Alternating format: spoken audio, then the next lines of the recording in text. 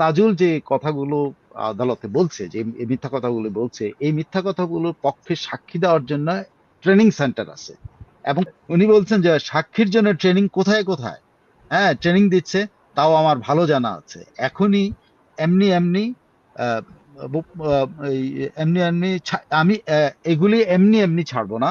একদিন দেখা হবে যে বয়ান দেয়া হয় তা সম্পূর্ণ ভুয়া এবং মিথ্যা প্রমাণিত। এখন তারা একেবারে সরাসরি মাঠে নামালো, কিশোর গ্যাং ভাড়া করলো, তারপর বিহারি ক্যাম্প ভাড়া করেছে, তারপরে বিশেষ বিশেষ সন্ত্রাসী গোষ্ঠীদের ভাড়া করেছে, এবং ওরাই এই ঢাকা শহরের সকল হত্যাকাণ্ডের জন্য দায়ী। এবং এই হত্যাকাণ্ডের একদিন উনি বিচার করবেন। এবং তারপরে উনি পুলিশ হত্যাকাণ্ডের জন্য উনি পুলিশ হত্যাকাণ্ডের জন্য পুলিশকে কিভাবে হত্যা করা হচ্ছে, এবং পুলিশ এর জন্য উনি এই ইউনুসের কি বলে ম্যাটিকুলাস ডিজাইনকে তিনি আত্মপক্ষ সমর্থন করেছেন। মানুষ হত্যা করা আমার কাজ না, তাহলে আমার বাবা ভাইকে যারা হত্যা করেছে তাদের বিচার করতাম না, খুন করতাম।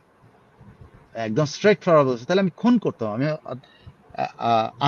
আমি তো তা করিনি। সাধারণ আর 8-10টা মানুষ তার আপনজন হারালে যেভাবে বিচার পায় ঠিক সেভাবে বিচার করেছে। উনি তার বঙ্গবন্ধু হত্যাকাণ্ড এবং তার পরিবারের হত্যাকাণ্ড বা 15ই আগস্টের হত্যাকাণ্ডের ব্যাপারে উনি কিন্তু বলছে যে আমি তো কাউকে হত্যা করি না, আমি তো খুন করতাম, আমি তো খুন করতাম যদি আমি মানুষ হত্যা করতে চাইতাম, তো আমি তো হত্যা করতে চাই না, আমি বিচার করেছি। কিন্তু সেই সঙ্গে উনি বলছেন যে হাজার হাজার পুলিশ হত্যা করেছে, লাশ গুম করেছে, পা বেঁধে ঝুলিয়ে রেখেছে, পুলিশ হত্যা করার আওয়ামী লীগ নেতা কর্মীদের হত্যা করেছে, তার আওয়ামী লীগ নেতাদেরও পা বেঁধে ঝুলিয়ে রেখেছিল। তাদের উদ্ধার আহ, আহ, তাদের আবার উদ্ধার করতেও পুলিশ যেতে পারে নাই, কিন্তু উদ্ধার করতে গেলে যদি কিছু হয় তাহলে দায়ী আবার এই পুলিশকেই করা হচ্ছিল।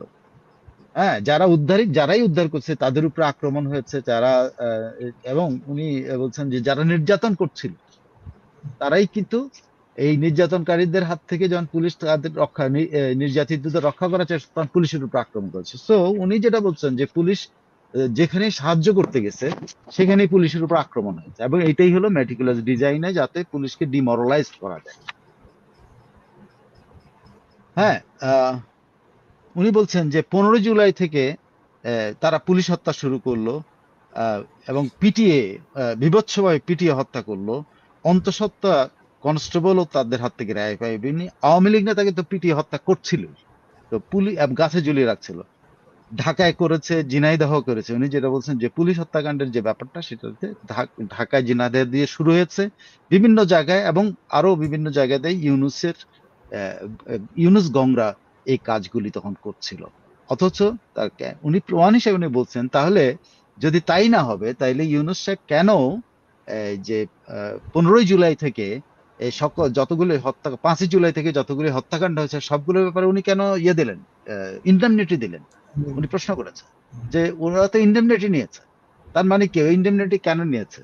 ইন্ডেমনিটি যাতে এই হত্যাকাণ্ডগুলোর বিচার না হয়, তো হত্যাকাণ্ডগুলোর বিচার হলে এগুলা ফাঁস হয়ে যাবে, সো এই জন্য এই ইন্ডেমনিটিটা দেওয়া হয়েছে।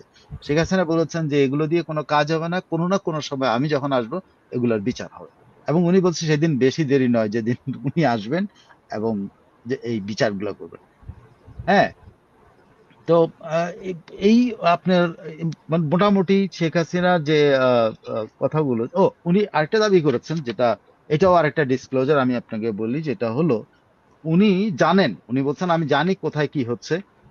এই যে তাজুল যে কথাগুলো আদালতে বলছে, যে এই মিথ্যা কথাগুলো বলছে, এই মিথ্যা কথাগুলোর পক্ষে সাক্ষী দেওয়ার জন্য ট্রেনিং সেন্টার আছে, এবং কোথায় কোথায় ট্রেনিং গুলো চলতেছে সেটা উনি জানেন। উনি একদিন সেটাও এই জাতির কাছে সামনে তুলে ধরবেন যে কোথায় তাজুলরা এই ট্রেনিং দিচ্ছে এই সাক্ষী তৈরি করার জন্য। সাক্ষী তৈরি করার জন্য নাকি? হ্যাঁ, উনি বলছেন যে সাক্ষীর জন্য ট্রেনিং কোথায় কোথায়, হ্যাঁ ট্রেনিং দিচ্ছে, তাও আমার ভালো জানা আছে।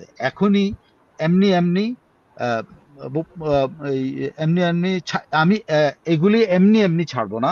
একদিন দেখা হবে যে বয়ান দেয়া হয় তা সম্পূর্ণ ভুয়া এবং মিথ্যা প্রমাণিত হবে। মানে তাজুল যে বয়ান তৈরি করছে, হ্যাঁ। তো আপনি উনি আরেকটা দায়ী করেছেন, যেটা হলো যে এরা উনি যে হত্যাকাণ্ড বা আন্দোলনটা কারা করেছেন বলছেন যে আন্দোলনটা যখন ওদের সাথে ছাত্রদের সাথে মিটমাট হয়ে গেল, ছাত্ররা সব দাবি তাদের পূরণ হয়েছে বলে দিয়ে গেল, তাদের পরিবারের সাথে মিটিং হলো, তারা মুচলেখা পর্যন্ত দিল যে তারা ইয়ে করবে না, সবকিছু তারা করলো, করে তারা বাইরে যেয়ে কেন এগুলা করলো, এটা হলো কারণ ইউনূস সাহেব তো এদেরকে ভাড়া করেছে, এবং হুম, ইউনূস সাহেবের ভাড়া করার লোকজন তারা তো সেই তাদের প্রতি অনুগত, সো তারা শেষ পর্যন্ত আবার আন্দোলনের কথা বলে এক দফা দাবি দিল, এবং তখন তারা একেবারে সরাসরি মাঠে নামালো, কিশোর গ্যাং ভাড়া করলো, তারপর বিহারি ক্যাম্প ভাড়া করেছে, তারপরে বিশেষ বিশেষ সন্ত্রাসী গোষ্ঠীদের ভাড়া করেছে, এবং ওরাই এই ঢাকা শহরের সকল হত্যাকাণ্ডের জন্য দায়ী, এবং এই হত্যাকাণ্ডে একদিন উনি বিচার করবেন। এবং উনি বলছেন যে চিফ প্রসিকিউটর তার শুধুমাত্র যে আমার বিরুদ্ধে মিথ্যা তথ্য ইয়ে মিথ্যা মামলা দিচ্ছে তার জন্য তার বিচার হবে হলো জঙ্গিদেরকে ছেড়ে দেওয়ার জন্য সমস্ত কারাগার থেকে, তার বিচার হবে স্বাধীনতা বিরোধীদের ছেড়ে দেওয়ার জন্য, তার বিচার হবে সরকারি কর্মচারীদের উপরে মামলা দেওয়ার জন্য, তার বিচার হবে সামরিক বাহিনীর অফিসারদের বিরুদ্ধে মামলা দেওয়ার জন্য, তার বিচার হবে পুলিশ বাহিনীর বিরুদ্ধে অফিসারদের বিরুদ্ধে মামলা দেওয়ার জন্য।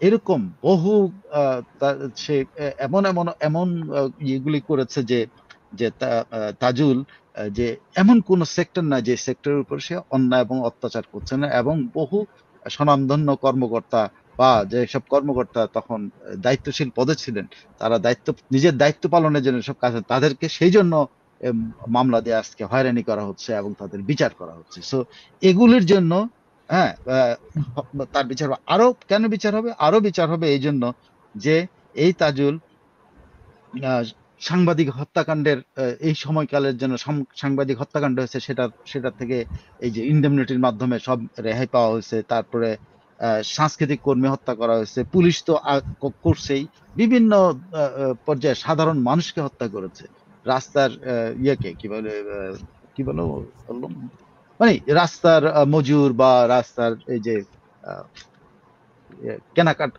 কি হলে ফুটপাত বিক্রেতা এদের হত্যা করেছে, এই জন্য উনি আসলে এবং উনি বলছেন যে এরকম এই এই ট্রায়াল গুলো থেকে কেউই রেহাই পাবে না, উনি অঙ্গীকার ব্যক্ত করেছেন। এই হলো তার ইয়ে। এবং একই সঙ্গে উনি আরেক কতগুলি কথা বলেছেন যে যত ম্যাটিকুলাস ডিজাইন হোক, যত প্রভুদের ব্যাপার হোক, বাংলাদেশের 1 ইঞ্চি জায়গাও আওয়ামী লীগ বেঁচে থাকতে বা শেখ হাসিনা বেঁচে থাকতে কারোর সাথে কম্প্রোমাইজ করা হবে না, এবং জন্য কোনো বন্দর দেবে না, এবং উনি কমিটমেন্ট করেছেন যে এই জন্য তার দল এবং ইয়েস মানে শেষ পর্যন্ত ইয়ে করবে, লড়াই করবে। লড়াই করবে, লড়াই করবে। মোটামুটি পরিষ্কার একটা ধারণা পাওয়া গেল, এবং নতুন একটা ডিসক্লোজার হচ্ছে যে তাকে সেনাবাহিনী চাপ দেয় নাই, এটা বড় বিগ ডিসক্লোজার।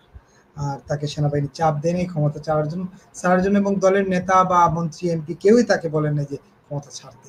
তিনি স্বপ্রণোদিত হয়ে এই মৃত্যুর মিছিলকে ঠেকাতেই রিজাইন করে, সরি, ক্ষমতা ছেড়ে দিয়েছেন। রিজাইন তো করেন নাই, ক্ষমতা ছেড়ে দিয়েছেন, তাই তো? এরকমই তো না, তার উনি বক্তব্য। বলেন নাই যে ক্ষমতা ছেড়েছেন, উনি কিন্তু কোথাও বলেন নাই যে ক্ষমতা, তার মানে আচ্ছা, ওনার চাপ দেওয়ার পরে আপনি ইঙ্গিতটা হলো যে আমি তো পদত্যাগই করি নাই বা চাপ দেওয়ার তো প্রশ্ন আসে, চাপ তার মানে দেওয়ার প্রশ্ন। ওনাকে সরে আসতে হয়েছে, কিন্তু উনি তো পদত্যাগ করেন নাই, উনি তো সেটা একবার বলেন নাই যে আমি পদত্যাগ করছি বা আমাকে পদত্যাগ, উনি বারো বলছে আমাকে পদত্যাগ করতে কেউ বাধ্য করে নাই, কেউ আমাকে বলে, এবং সেনাবাহিনী আমাকে কোনো চাপ দেয় নাই। আগের রাতেও কথা হয়েছে, সবার সাথে কথা হয়েছে, কিন্তু কেউ আমাকে এরকম কিছু বলে। ওকে।